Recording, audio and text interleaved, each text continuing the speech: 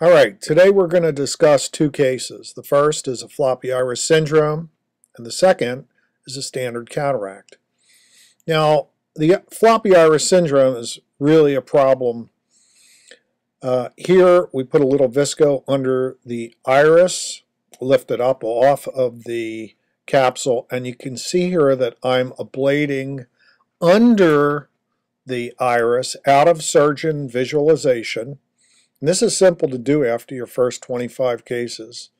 And you want to make a large capsulotomy.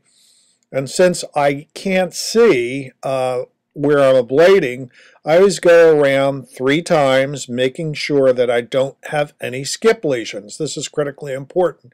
Now I go in with my phaco tip, and I'm going to pull this nucleus, as I do here, out of the lens bag, and now I'm going to be holding it and going in with my left-handed cannula and forcing viscoelastic behind this nucleus to push the capsule back out of the field of action. And this is going to hold this nucleus up in the pupil, thereby the nucleus will act as a pupil expander. Now I'm going to take my device manipulator and crack the nucleus as I'm doing here.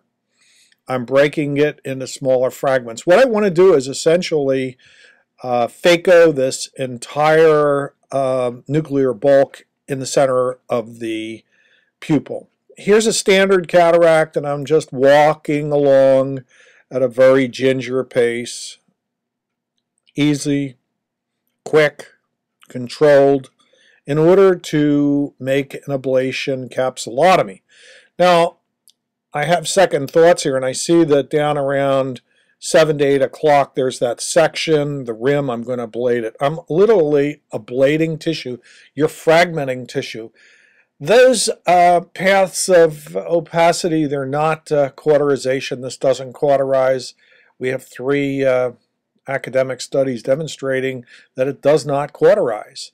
Okay, we've made our ablation path, and we have impaled the nucleus, pulled it out of the lens bag. I'm forcing visco behind the nucleus, and that's going to push the capsule back and hold the nucleus up in the iris plane. We can crack this nucleus, and the case is essentially finished. The idea here is that we are in control of this surgery. Keep the capsule away from you. You don't want to break it, and do everything in the iris plane.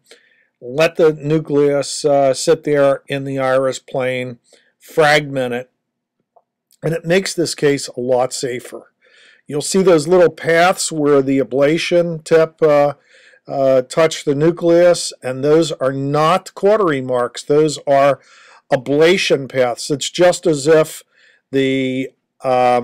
a pane of glass was thrown against the floor, shattered into a million pieces.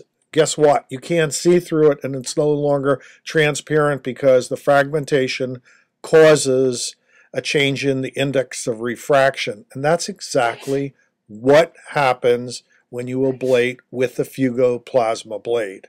Thank you.